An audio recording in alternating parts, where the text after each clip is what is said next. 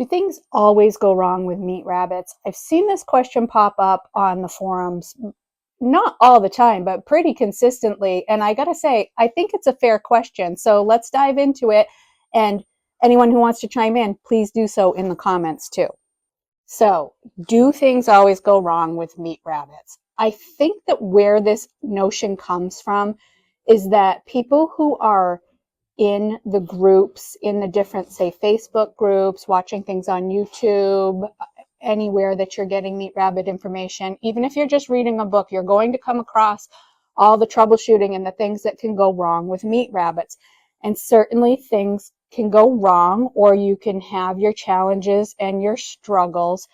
And I get why people think that meat rabbits are really hard to keep, but the short answer is no. Honestly, meat rabbits are pretty easy to keep, but sure, you're gonna run into some trouble. So let's talk about where the idea comes from. Why are people getting this impression that meat rabbits are just a constant struggle? So I think first of all, it is because if you are learning from these groups, if you're in these groups, the people who are coming to those groups are asking questions because they need to solve a problem. So most of the time, and this is true of everything, not just meat rabbits, but we know how it is online. If you're reading online reviews, if you're on a site where people are trying to learn and are struggling something and don't know, they're more apt to bring their problems than their celebrations. So, and every once in a while, I will say that, we get those posts in there where someone's proud of their harvest and they post it, or we get, someone saying, hey, you know what, enough of the negative, here's my thriving rabbit. And those are awesome. And probably we all need to do that a little bit more so that we can celebrate the production and the good things with meat rabbits. But definitely I can see why people get that impression. And it is just because people are coming with questions. They need answers. You're trying to access that hive mind. And I wouldn't want to dissuade that. It's actually, those groups are excellent resources. You do have to take things with a grain of salt, kind of like anything, because you're going to get a mix of answers for any question that you ask there. And some of them might be kind of negative answers too, but those are people's experiences. And that's the difference with using a group or a social media platform or a forum, is that you're going there because you want people's real world experiences. Anyone can Google, anyone can find, the sites and stuff online. You can read the books.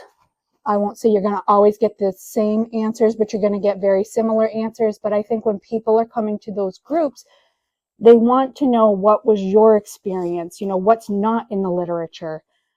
Because I will say too that sometimes, and I don't want to blanket everybody, but sometimes I think published sources can be a little too conservative, playing cover your butt. Because, everybody's concerned about liability and everything. And that's why I'm trying to bring you my real world experiences on this channel and on meatrabbits.org. And that's why I appreciate when people respectfully put in the comments their experiences. There are more than one answer to a lot of questions. So the forums are valuable, but I do think you need to kind of pick through. And what I like to do is pick through and then go back it up with the research and see if you can find more research to support it, whatever it is, whatever your topic is. But that's my spiel on the groups and the forums. I think they're valuable. I think they leave you with an impression sometimes that it's really hard to keep meat rabbits when the opposite is true. And I don't think anyone's intentionally doing that. I think it's just that kind of function of coming and asking for some help. And what you see is more questions about problems than probably anything else, because we don't always think to come and celebrate the good times. So that's that on that. I also think with meat rabbits, this is a numbers game. We talk about rabbit math all the time. We talk about, rabbits exponentially producing. They're prey animals. They're made to breed, have large litters. So you're dealing with, by default, a much higher number of animals with meat rabbits than you are with most other types of livestock and animals. You take a cow, for example. they're basically going to have one calf a year. So, you know, that could be 100% loss when it happens. But you're also not seeing the numbers add up like you're seeing the numbers add up with a rabbit that could have a litter of 7, 8, 9, 10, 11, 12, 14. So, you know, you do the math, it could be as simple as that. So that is not to say that everybody doesn't have their struggles, and I'll be completely honest, I'm having a struggle this week, and I do think it's sort of weather related. I have been dealing with some bloat and stasis, not in the breeders and not with the kits that are in nest boxes, and not with the 17, 18 week olds either. I'm only dealing with it in the, what are these guys, about 13 weeks? And I think these guys are like 9. These are the litters I'm seeing it in. I've kind of played around in my head with a couple of different options, why that might be. The reason I say I think it's weather related, and I don't mean that it's because they got too cold. I mean that we've been in single digits below 0 and not really higher than 20, definitely not up to freezing for weeks now. And I think what's happened is that the water's been freezing so fast that it hasn't been staying open. Some of them probably were not drinking enough at critical times of the day when the water was open, then it freezes. So I made sure that, you know, I'm watering twice a day anyway, coming out another time, checking it, just making sure they have more opportunities for open water. I like the bowls because I think that the bowls, you know, at least they can lick it in between, but some of them I just don't think we're doing that. And it's not all of them, but it was enough of them. That's a question we can take on, I think, in another video, a little more in depth. But it's just an example that, yeah, like sometimes these things crop up kind of out of the blue. You know, I hadn't changed anything. The only thing that really changed is the weather. But sometimes you're going to deal with issues that crop up out of the blue. It might be some bloat.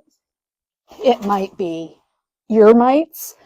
And they seem like they come out of nowhere. You know, where does that come from in a barn that is closed off? I don't have anyone coming in here, not completely closed off. I make sure I keep airflow going. You know, today we're actually getting in the 40s, which will be a nice break.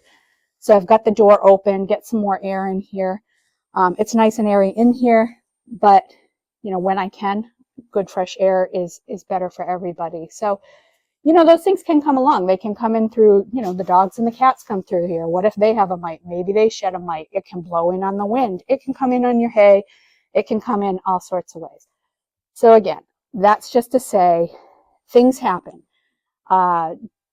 Do they happen all the time? No, I don't want you to get discouraged. I know people, you know, we've been through some of the breeding and kindling issues. We've talked about some different issues, why that might be. And sometimes there's no good explanation for it other than to keep trying, keep selecting, and then lean on your proven good breeders. So things don't always go wrong. I don't want anybody to lose heart and think that, you know, this is just a constant struggle. It can feel like that sometimes. I would encourage you to stick with it. Find those good solid lines, those good reliable mothers that you don't have to ever worry about. Like for me, I know we said we're retiring her, and I am, but Holly's been that doe for me, one I can always rely on. You know, when I breed, sometimes I know that some of these could potentially give me some issues. Sometimes they don't, but she's one that's a good solid breeder, and that's why she's still here, because she's just proven herself. And I know I'm always getting kits out of Holly, except for now because she's getting old, but that's fair enough too. So join in the conversation, jump in the comments, keep it respectful, please. And let's talk about, do you think that meat rabbits are hard to keep? Has your experience been that it's just been a constant struggle? Did you struggle, but then you overcame it and things started to go well, and then you kind of hit your stride and you figured your rabbitry out? I'll say that's probably mostly my experience. And, you know, let's accommodate for our learning curves too. Pop it in the comments. Thanks for being here. Come on over to meetrabbits.org, see what other information and articles we have over there. And thanks for being here again.